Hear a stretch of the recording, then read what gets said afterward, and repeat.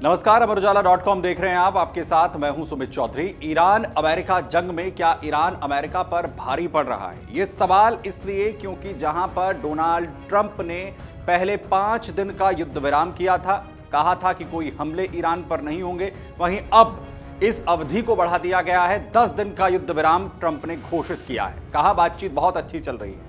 ये हालात तब हैं जब ईरान की तरफ से एक बार भी शांति की बात नहीं कही गई। इसके उलट ईरान लगातार अमेरिका पर न सिर्फ हमलावर है, साथ ही साथ धमकियां दे रहा है कि अब वो उन जगहों को भी निशाना बनाएगा जहां पर अमेरिका के सैनिक छिपेंगे। दरअसल मिडिल ईस्ट की जंग में ईरान ने अमेरिका को अभी तक भारी नुकसान पहुंचाया है। इतना नुकसान जो अमेरिका ने शायद सोचा भी नहीं था। ईरान ने पूरे इलाके में मौजूद अमेरिका के मिलिट्री ठिकानों पर जबरदस्त हमले किए हैं। इन हमलों की वजह से अमेरिकी सेना को अपने ठिकाने तक छोड़ने पड़े हैं। अब तक कम से कम 13 ऐसे ठिकाने हैं जिन पर ईरान के हमले की वजह से भारी तबाही की बात कही जा रही है। इसके चलते अमेरिकी सैनिकों को अपनी सुरक्षित चौकियों को भी छोड़कर होटल्स या ऑफिसों में शरण लेनी पड़ी है। इसका नतीजा यह है कि जंग का मैदान अब कई हिस्सों में बंटता हुआ नजर आ रहा है। इस लड़ाई को अब रिमोट वॉर यानी दूर से लड़े जाने वाला युद्ध जो है वो बताया जा रहा है अमेरिका के लिए। युद्ध के इस बदलते हुए रूप ने पूरी रणनीति ही अमेरिका के लिए बदल दी। पहले जहां अमेरिकी सैनिक सीधे मैदान में आमने सामने होकर लड़ रहे थे, अब हालात ऐसे बन गए हैं कि अमेरिका को अपने सैनिकों को सुरक्षित जगहों पर छिपाकर दूर से ऑपरेशन चलाने पड़ रहे हैं। इससे एक तरफ जहां अमेरिकी ताकत की जो सीमाएं हैं वो भी कहीं ना कहीं सामने आ रही हैं, वहीं ईरान की मिसाइल और ड्रोन क्षमता ने रणनीतिक तौर पर उसे अमेरिका पर कहीं ना कहीं बढ़त दिलाई है। कई अहम ठिकानों के तबाह या असुरक्षित होने की वजह से हजारों अमेरिकी सैनिक पूरे एरिया में अब बिखर गए। कुछ सैनिकों को तो यूरोप तक भेज दिया गया है, यह दावा किया जा रहा है, जबकि कुछ सैनिक वेस्ट एशिया में कहीं पर छिपाए गए हैं। लेकिन अब वो अपने असली ठिकानों से नहीं बल्कि दूसरी अलग अलग जगहों से इस वक्त ऑपरेट कर रहे हैं। रिपोर्ट्स की अगर माने तो अमेरिकी सैनिकों की तरफ से, उनके अधिकारियों की तरफ से यह बताया जा रहा है कि हालात सामान्य नहीं है और जमीन पर मौजूद सेना अब सीधी लड़ाई के बजाय दूरी बनाकर कहीं ना कहीं युद्ध लड़ रही है। वहीं इस पूरे घटनाक्रम में सबसे बड़ी चिंता इस बात की है कि ईरान अब सिर्फ सैन्य ठिकानों तक ही सीमित नहीं रहना चाह रहा है, यानी वो सिर्फ अमेरिका के सैनिकों के सिर्फ सैन्य ठिकानों पर हमले नहीं करेगा। ईरान ने यह भी चेतावनी दे दी है कि जहां जहां पर अमेरिकी सैनिक अब छिपेंगे, चाहे वो होटल हो या ऑफिस, वहां पर भी निशाना बनाया जाएगा। उसने लोगों को भी चेतावनी दे दी है कि अमेरिकी सैनिकों से दूर रहें। इसका मतलब साफ है कि युद्ध अब पारंपरिक सीमाओं से बाहर निकल चुका है और सिविल एरिया भी अब कहीं ना कहीं खतरे में आ सकते हैं, क्योंकि ईरान थमता हुआ नजर नहीं आ रहा है। और अगर नुकसान की बात करें तो ईरानी हमलों ने अमेरिका के कई बड़े ठिकानों को जाहिर है बेहद नुकसान पहुंचाया। कुवैत में मौजूद पोर्ट शोएबा, अली अल सलेम एयरबेस और कैंप ब्यूरिंग जैसे जो ठिकाने हैं उन पर जोरदार हमले ईरान ने किए।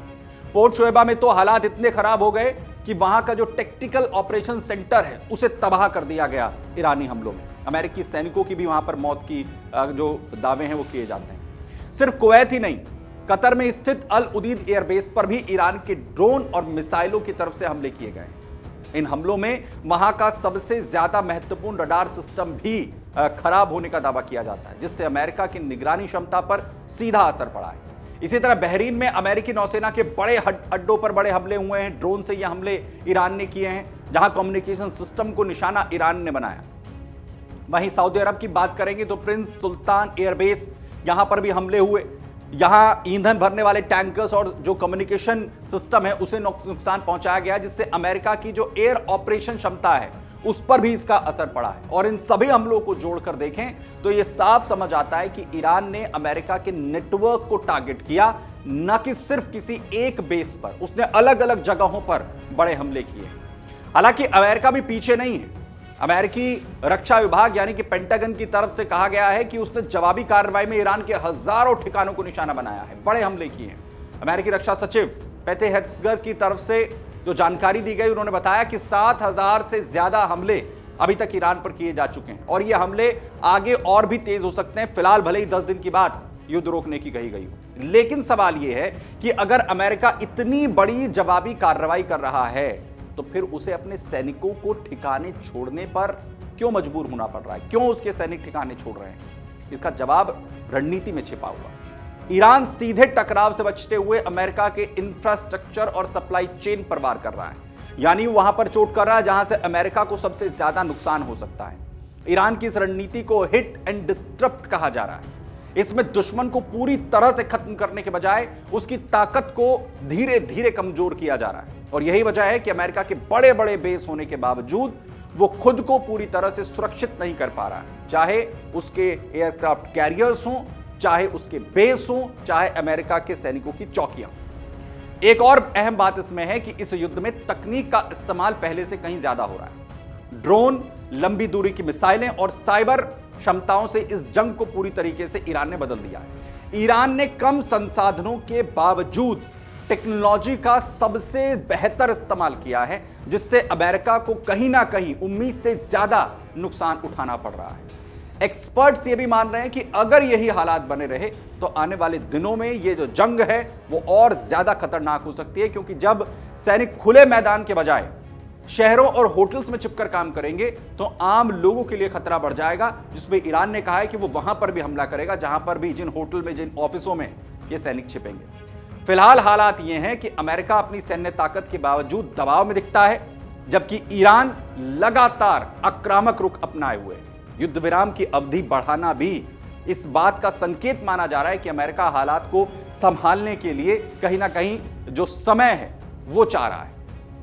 कुल मिलाकर इस जंग में यह देखा जा सकता है कि ईरान को कम आंक रहे अमेरिका और इजरायल को तगड़ा झटका कहीं ना कहीं लगा है। लेकिन सवाल यह है कि शांति के लिए छटपटा रहे ट्रंप की कोशिश को क्या युद्ध विराम कर ईरान मानता है, या फिर ये हमले जारी रहेंगे जब तक कि ईरान की शर्तें पूरी नहीं हो जाती हैं, जिन्हें वो लगातार दोहरा रहा है।